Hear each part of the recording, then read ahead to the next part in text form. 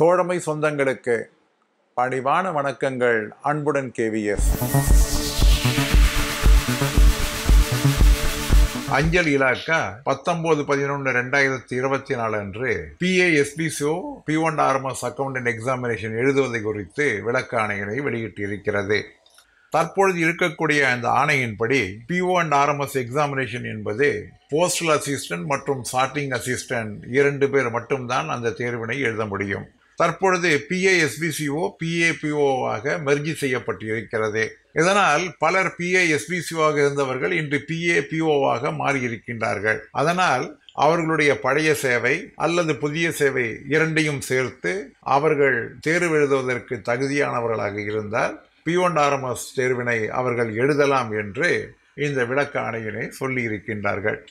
எனக்கு சற்று நகைப்பாக இருந்தது. P1 RMS எக்ஸாமினேஷன் எழுதுவதற்கு என்ன பயன் அவர்களுக்கு கிடைக்கப் போகிறது? ஸ்பெஷல் அலவன்ஸ் என்று இருந்தது இன்று நீக்கப்பட்டிருக்கிறது. பதிவு உயர்வுலே வாய்ப்புகள் பறிக்கப்பட்டிருக்கின்றன. அவர்கள் அக்கவுண்ட்ஸ் லைன் ஆஃப் செய்தால் அவர்களுக்கு HSG1 NFG என்பது கிடைக்காது என்று இருப்பதுதான் இன்றைய நிலைமை.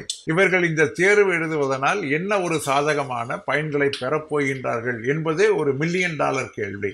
அந்த கேடரை வலுப்படுத்துவதற்காக தனியான ஒரு கேடர் ரீஸ்ட்ரக்சரிங் நடத்தி அங்கே HSG1 NFG போன்ற பதவிகளை உருவாக்கி இவர்களுடைய ஸ்பெஷல் அலவன்ஸை சேர்த்து இது போன்ற தேர்வுகளை நடத்தினால் அது ஊழியர்களுக்கு நிச்சயமாக ஊக்கமளிக்கும். இன்னும் சொல்லப்போனால் P1 RMS அக்கவுண்டன்ட் எக்ஸாமினேஷன் என்பது மிக கடுமையான தேர்வாகும். அதை எழுதியவர்களுக்கு நிச்சயமாக தெரியும், மிக கடுமையான தேர்வாகும்.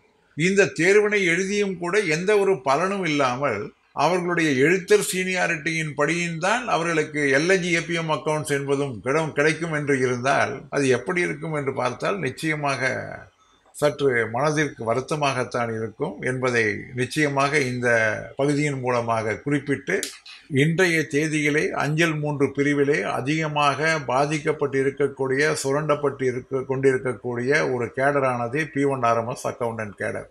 அவர்களுடைய கோரிக்கையிலே முழுமையான ஒரு கவனத்தை நாம் செலுத்திட வேண்டும். இது காலத்தினுடைய கட்டாயம். தொடர்ந்து அவர்கள் பாதிப்பிற்கு ஆளாகி கொண்டிருக்க கூடாது என்கின்ற என்னுடைய கருத்தினையும் பதிவிட்டு அமர்கிறேன். மீண்டும் சந்திப்போம். அன்புடன் கேவிஎஸ்.